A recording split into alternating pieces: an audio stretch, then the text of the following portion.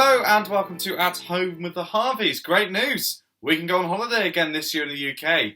On this episode we're going to be covering the general overview of what you can expect on a holiday, the frequently asked questions, the different types of holidays that you may go on, and top tips of how you can book with confidence. If you want Christine and Gemma's details, they'll be either at the end of the video or in the description below. Today I'm with Gemma and Christine, who happen to be wearing the exact same thing. Hi guys, how are we? Hi. How are we? Good, very well, thank you. Yeah, good, glad to hear it. So we're going to jump right in. What different types of UK holiday can you offer? Well, there's lots of different options that we can offer. So one of the first things that we can do are cottages. So if you're looking at a self-contained stay, we've got cottage rentals, we've got lodge stays, including treehouse lodges, lodges with your own private hot tub, and lots of private homes around the UK as well. If you're looking for somewhere that also has got more facilities and more activities, then obviously you can go and stay in holiday parks that have mobile homes, lodges, chalets. The more facilities they've got is, restaurants and activities for families.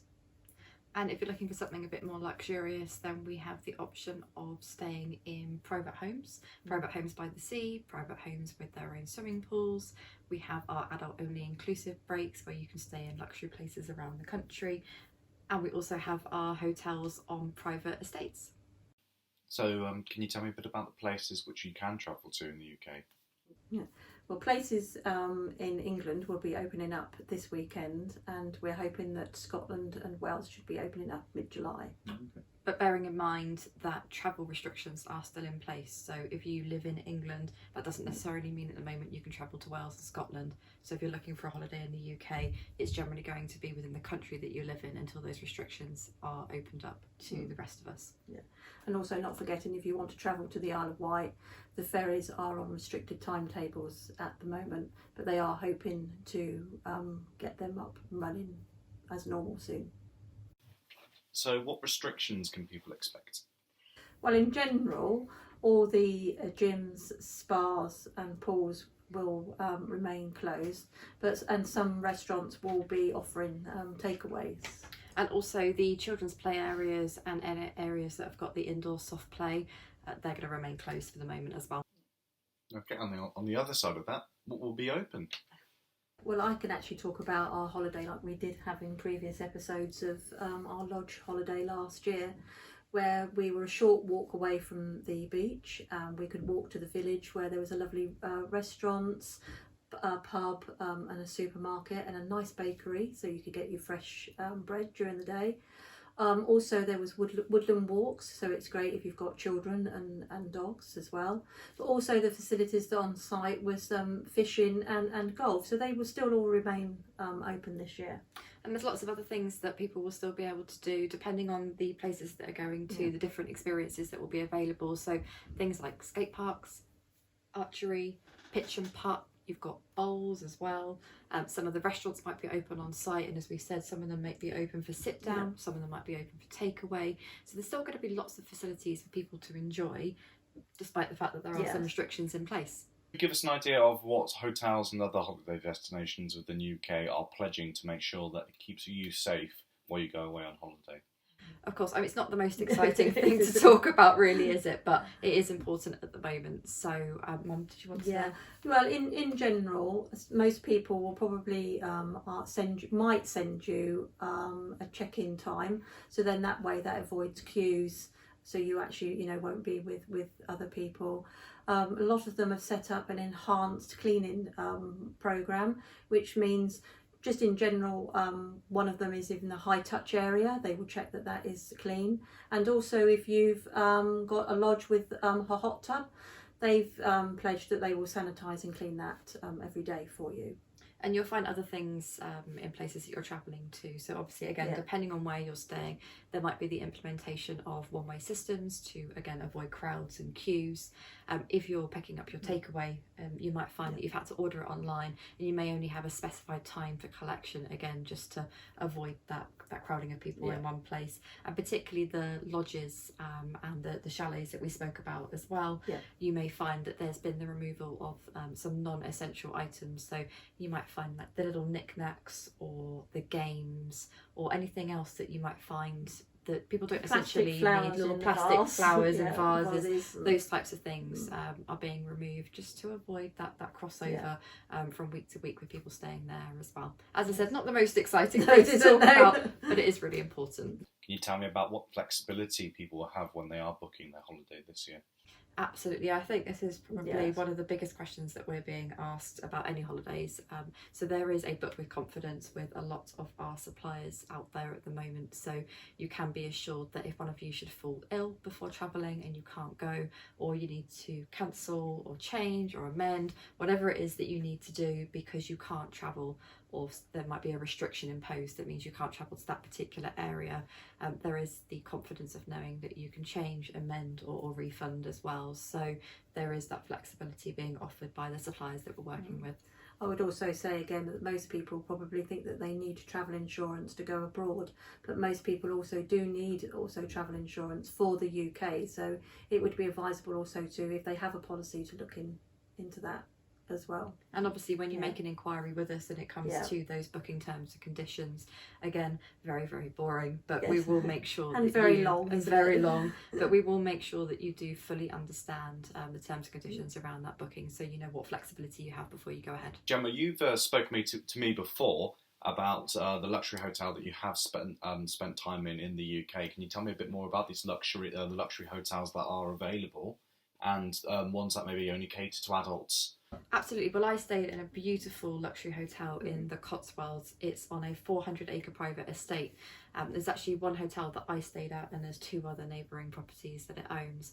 And these are beautiful places to stay, very luxurious, 5-star. So imagine walking in somewhere in the winter where you've got your big open fires and you've got the comfortable sofas in that kind of wooden bar area, very luxurious, and you can have everything that you want taken care of. So these are the kind of places where you can go on kind of your catered stay. So if you want that breakfast and dinner organised for you, where you can have excellent dining, and if you want some activities nearby where you can go off and explore with hiking trails, again, woodland walks, things like archery, I've mentioned earlier, bowls and your pitch and putt, that type of thing, then these are the kind of places that you can go and stay. But you're in the Cotswolds in particular, you're not too far from places like Blenheim Palace, and you've got the Motoring Museum nearby as well.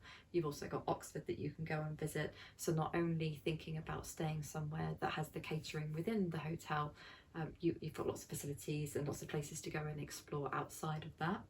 And we've also got our adult only inclusive breaks, again with your catering taken care of, lots of activities to enjoy whilst you're there. And it's for a particular type of clientele, I would say.